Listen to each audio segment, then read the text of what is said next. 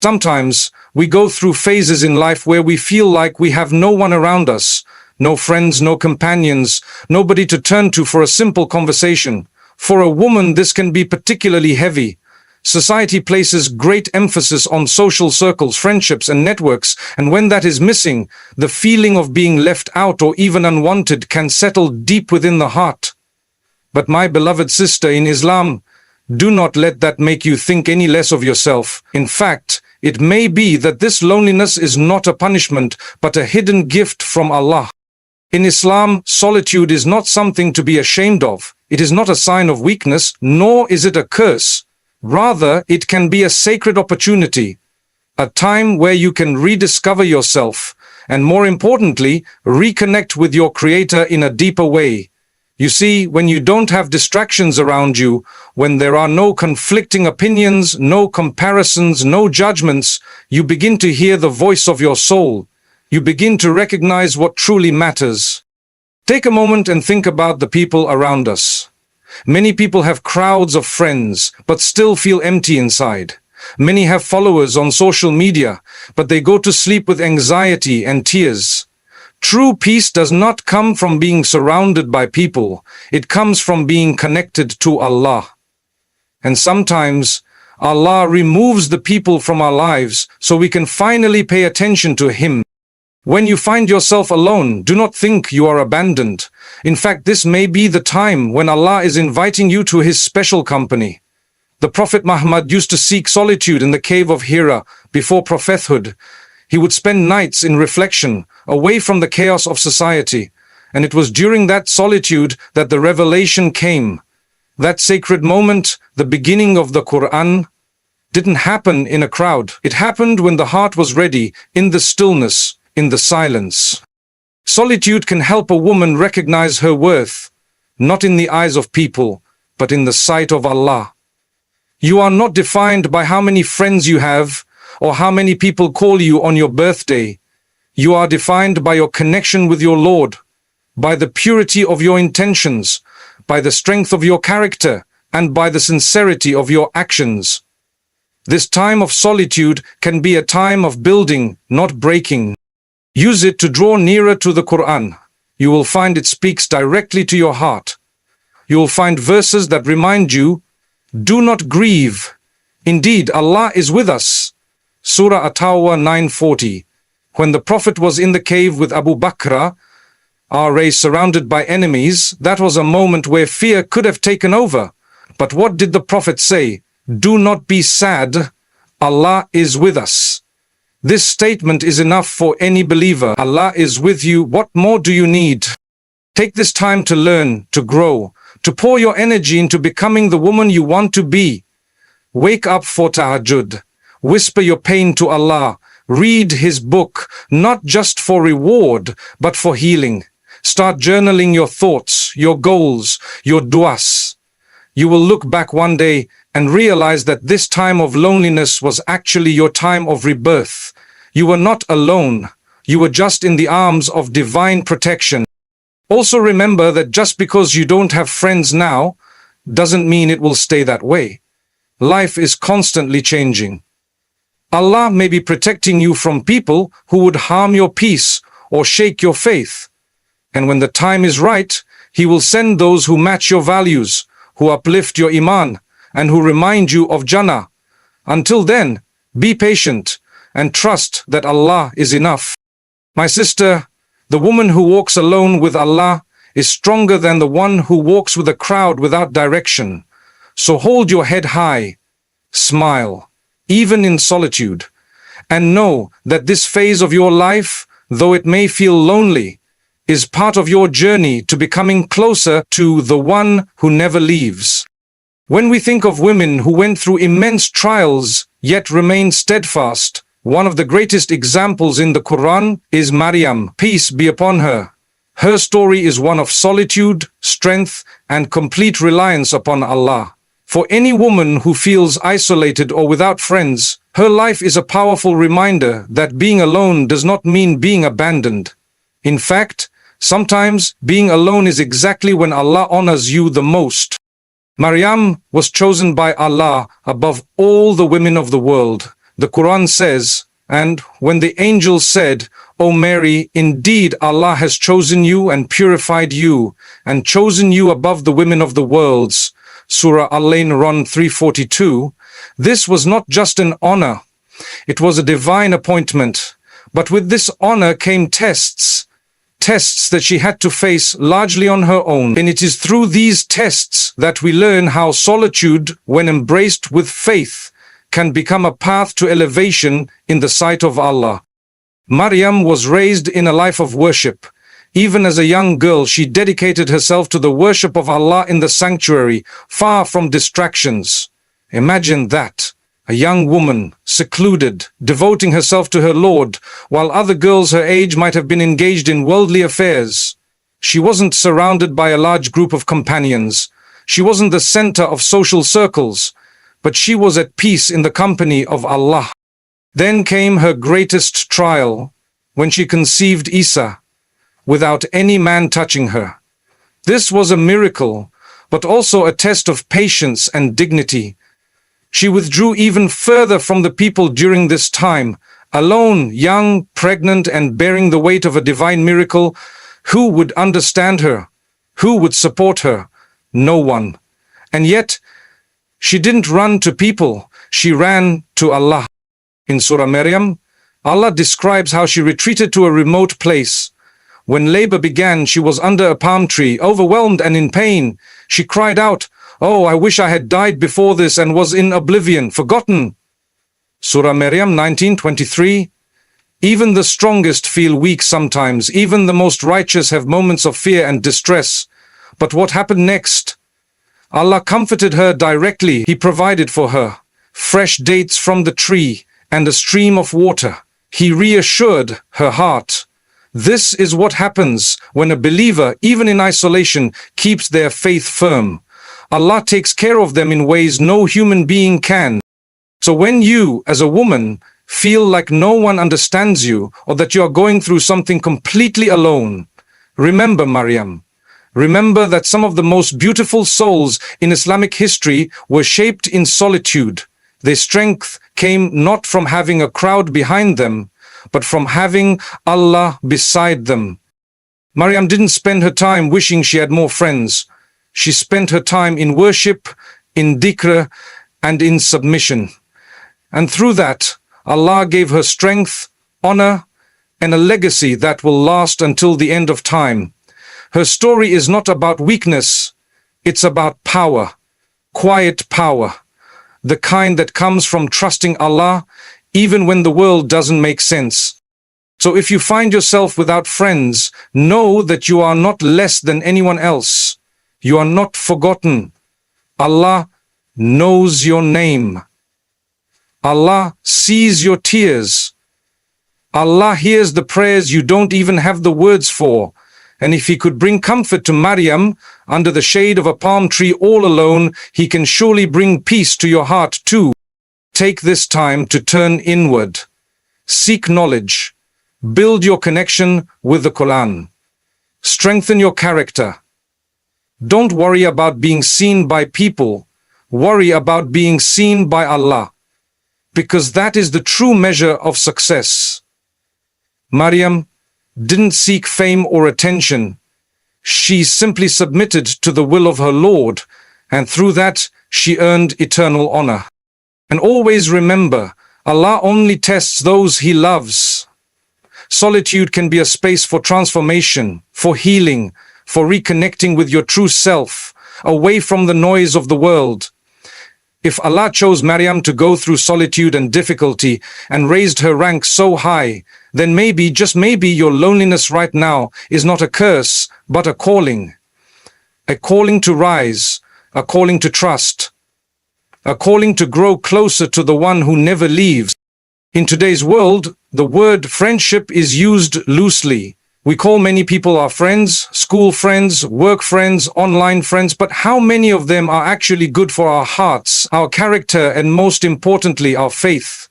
Islam does not emphasize having many friends. Rather, it teaches us to seek righteous company, people who remind us of Allah, who uplift our iman, and who walk with us toward goodness. This difference is crucial, especially for a woman who finds herself without friends and wonders if she is missing something essential. The truth is, not everyone who smiles at you has a pure heart. Not everyone who sits next to you in class or at work is meant to be part of your journey. And not everyone who calls themselves your friend is sincere.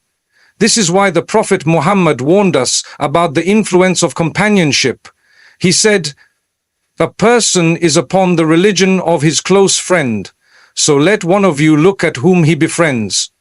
Abu Dawood, Tirmidhi. This means the people closest to us shape our thoughts, our behavior, and even our akhirah.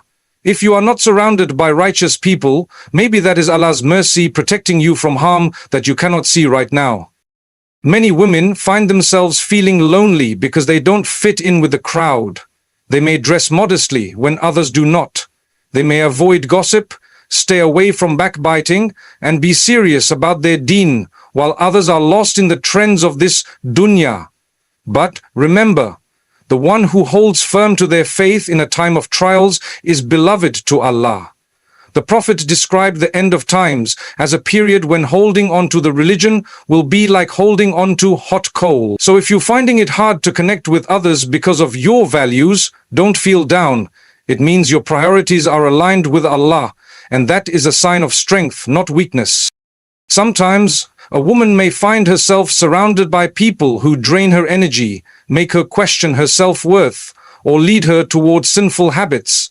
Maybe they're always talking about others behind their backs, pushing her toward disobedience, or making her feel like she has to change to be accepted. In that case, being alone is far better. The Prophet said, "The example of a good companion and a bad one is like that of the seller of musk and the blacksmith. The seller of musk will either give you some perfume, or you buy some from him, or at least you enjoy a good smell. But the blacksmith will either burn your clothes, or you will get a bad smell from him." Bukhari, Muslim. This shows that your surroundings matter. Your environment influences your soul, and if you are not finding righteous companions right now, staying alone and connected to Allah is the safer path. Quality over quantity. This is what Islam teaches when it comes to friendship. Even if you have just one sister in faith who reminds you of Allah, prays with you, shares knowledge, and advises you sincerely, that is a blessing greater than 100 so-called friends who distract you from your purpose. The companions of the Prophet used to value this kind of companionship deeply. They would love each other for the sake of Allah, not because of worldly interest. Their friendships were built on mutual support, love, and the goal of reaching Jannah together. So to the woman who has no friends, know this: maybe you don't have the wrong company because Allah is preparing you for the right one. Perhaps your current isolation is a test to teach you patience, to help you grow stronger in your deen, and to make you realize that real companionship begins with yourself and your Lord. And when you are ready, Allah will bring people into your life who are right for your soul, not just your social life. Until then, focus on being that righteous person yourself. Read the Quran, learn the Sierra, join gatherings of knowledge when you can, even if it's online. Engage with content that increases your iman. And make dua, da te'a relao, sincere dua bolo, that Allah grants you righteous companions. The Prophet said, dua is the weapon of the believer. Your loneliness today may be transformed by a single sincere supplication. So don't be ashamed of not having many friends. Be proud that you are protecting your soul from harmful influences. A woman who walks alone but remains upright is more honored in the sight of Allah than one who walks with many but forgets her values. Stay firm, stay hopeful, and trust that Allah is guiding your path, even in the silence. There is a beautiful comfort in knowing that even when the world turns its back on you, Allah never does. For a woman who finds herself with no friends, who sits in silence while others share laughter in groups, who longs for companionship but finds only her own shadow, it can feel lonely. But that loneliness is never complete, because the believer is never truly alone. Allah is always near. The Quran reminds us, and we are closer to Him than jugular vein. Surah Qaf 50:16. This is not a metaphor. It is a reality. The one who created you is always close, even when everyone else feels far. When people aren't there to listen, Allah is. When there's no one to text, no one to meet for coffee, no one to understand what you're going through, Allah still understands. He knows what's in your heart before you speak it. He sees the tears you wipe away quietly. He hears the dua you whisper under your breath. And He never gets tired of hearing from you. In fact, the more you speak to Him, the more He loves you. Unlike people who get annoyed or distracted, Allah welcomes every single one of your prayers, your questions, your hopes. This is what makes turning to Allah such a powerful comfort. When the soul is empty, no friend can fill it. No outing, no compliment, no social event can truly satisfy the heart the way a sincere connection with Allah can. That is why the Prophet Muhammad would turn to prayer in times of sadness. He didn't drown his pain in distractions. He stood before his Lord and cried, even though he had companions, even though he had the love of his family and followers. His heart was most at peace when it was closest to Allah. If you are a woman without friends right now, this may be your golden opportunity to build that same closeness. Talk to Allah often, not only in your formal prayers, but during the day, while you're cooking, while you're walking, even before you sleep. Share your heart. Tell Him what hurts. Ask Him to guide you. Ask Him to send the right people into your life. Ask Him to make you content even if no one ever comes. You'll find that the more you turn to Him, the less you'll feel the need for others to fill that space. Spend time with the Quran. It is not just a book. It is your companion, your source of comfort. The Quran is alive with meaning, and it speaks to those who seek its guidance. Read it slowly. Reflect on its words. You'll be amazed at how verses suddenly match your exact feelings. It's as if Allah is speaking to you directly, and in truth, He is. One of His names is As-Sami, the all-hearing. He hears what's not even said. So imagine the power of turning to Him with a heart full of longing and pain. He will respond. Make dhikr your routine. The simple act of saying Subhanallah, Alhamdulillah, La ilaha illallah, and Allahu Akbar can transform your emotional state. The Prophet said, "The comparison of the one who remembers Allah and the one who does not is like the living and the dead." Bukhari. When your tongue is moist with the remembrance of Allah, your soul feels alive, even if the world feels silent. And remember, your worth is not tied to your social status. A woman who has no friends but constantly connects with Allah is far more honorable than one who is popular but spiritually empty. On the Day of Judgment, it won't matter how many people knew your name, it will matter how often you remembered the name of Allah. This phase of solitude might not last forever. Maybe one day, Allah will send you a righteous friend, someone who makes you feel seen, supported, and understood. But until then, embrace this chapter. It's not a pause in your life. It's a preparation. Perhaps Allah is strengthening your heart now, so you don't become dependent on people later. Perhaps He is drawing you close now, so you can remain firm when the world becomes unstable. The closest companionship you will ever have is with the one who never leaves. So if you find yourself walking alone, walk with your head high and your heart full of faith. You are not truly alone. The King of the heavens and the earth is with you, closer than you think.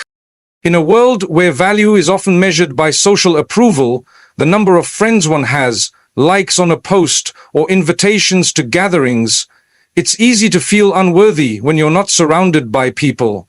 For a woman who finds herself without friends, this can weigh heavily on the heart. But Islam teaches us something very different, something far more powerful and eternal.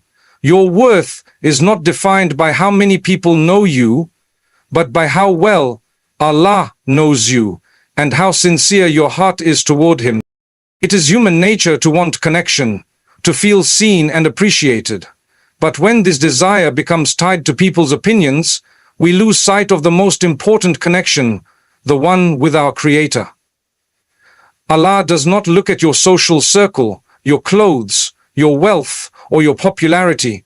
The Prophet Muhammad said, Allah does not look at your appearance or your possessions. Rather, He looks at your hearts and your deeds. Muslim, this hadith alone should fill your heart with peace, because it means that even if the world overlooks you, the one who matters most sees everything. Every silent effort, every sincere intention, every hidden struggle. Society may tell you that being alone is a sign of failure, but the Quran tells a different story. It speaks of prophets and righteous women and men who were often alone, not because they were unworthy, but because their mission, their sincerity, and their purity set them apart. Maryam, as mentioned earlier, was alone during one of the greatest trials of her life. Yusuf was alone in the well and later in prison. Ibrahim stood alone against an entire nation.